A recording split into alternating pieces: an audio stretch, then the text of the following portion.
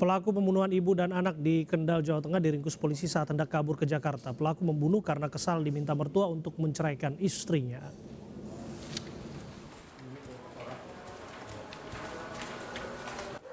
Tersangka pembunuhan Ari Rismawan warga Dukuh Aromasari, Desa Sukorejo, Kendal, Jawa Tengah ditembak kakinya oleh polisi saat melawan ketika hendak ditangkap di Indramayu, Jawa Barat. Kapolres Kendal AKBP Rafael Sandi Cahya menjelaskan, sebelum kejadian pelaku mengajak keponakannya untuk menagih hutang. Setelah itu pelaku pesta minuman keras dan menggadaikan motor milik keponakannya. Uangnya habis karena digunakan untuk judi online. Pelaku kemudian mendatangi rumah mertuanya untuk meminta maaf dan diminta mertuanya untuk menceraikan istrinya. Karena jengkel, pelaku kemudian membunuh ibu mertua dan kakak iparnya. Dikarenakan AR merasa bahwa pada saat dia meminta maaf kepada kakak mertuanya ataupun ibu mertuanya, dia dimarahi dan dia kalap, dia melakukan tindakan menusuk. Awalnya tadinya mau minta maaf karena udah menggadaikan sepeda motornya. Apa ada direncanakan? Tidak ada sama sekali. Tapi kamu sering itu ya, gading-gadingin gitu ya, utangnya banyak ya? Iya, Pak. Lah uang tua gading buat apa? Baca sendiri, Pak. Kan tuh data press list nanti kita share ya, yang benar. Pelaku bakal dijerat pasal berlapis, pembunuhan dan pencurian dengan ancaman hukuman 15 tahun penjara. Masih dari informasi kriminal, di Musi, Banyuasin, Sumatera Selatan, polisi meringkus seorang pelaku pencabulan istri orang lain. Alasan pelaku karena tak tahan mendengar cumbu rayu tetangganya yang merupakan pasangan suami istri yang baru menikah. Di rumah yang terletak di tengah kebun karet Dusun 1, Desa Babat Rambajaya, Kabupaten Musi, Banyuasin, Sumatera Selatan, inilah pelaku nekat mencabuli istri tetangganya yang baru saja menikah. Pelaku mendobrak pintu rumah korban lalu mengancam sang suami dengan pisau dan mengikatnya dengan tali.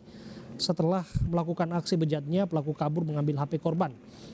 Polisi kemudian meringkus korban dan akan dijerat dengan pasal pencabulan dan pencurian dengan ancaman hukuman 9 tahun penjara.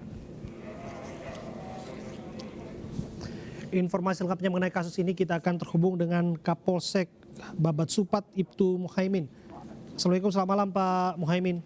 Waalaikumsalam warahmatullahi wabarakatuh. Selamat malam, Pak. Pak Muhaimin, bagaimana lengkapnya duduk perkara kasus ini? Baik, jadi peristiwa terjadi pada hari Selasa, tanggal 11 Mei 2021, sekitar pukul 2 dini hari.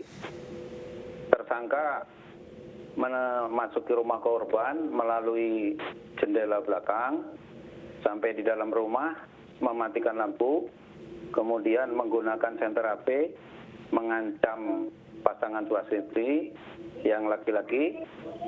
Selanjutnya diikat dan ditutup mulut berikut matanya.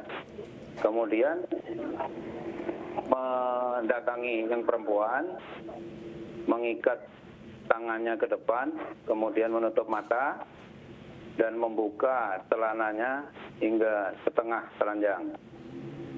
Saat mau melakukan pemerkosaan, ternyata alat kelaminnya tidak lagi tegang sehingga hanya dioles-oleskan. Sekitar 10 menit kemudian disudahi. Sebelum meninggalkan TKP, mengambil barang-barang antara lain HP dan power bank. Kemudian meninggalkan TKP. Oke, motifnya apakah memang sudah merencanakan ini semua atau ada motif lain, Pak? Pengakuan dari tersangka, memang dia merasa berkeinginan untuk melakukan pemerkosaan terhadap korban. Oke. Kemudian pada malam itu dilaksanakan, namun belum berhasil melakukan pemerkosaan sehingga terjerat dengan pasal cabul. Demikian. Oke, apakah korban dan pelaku sesungguhnya saling mengenal? Sebenarnya belum kenal karena korban berada di pondok tersebut baru sekitar 2 minggu. Oke. Apakah ada perlawanan yang dilakukan pelaku ketika ditangkap polisi, Pak?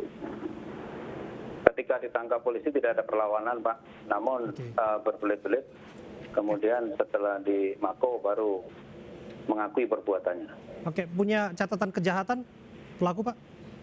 Pelaku sebelumnya, beberapa tahun sebelumnya sudah pernah menjalani hukuman di Riau Pekanbaru dalam kasus pencurian dengan kekerasan atau Oke. perampokan.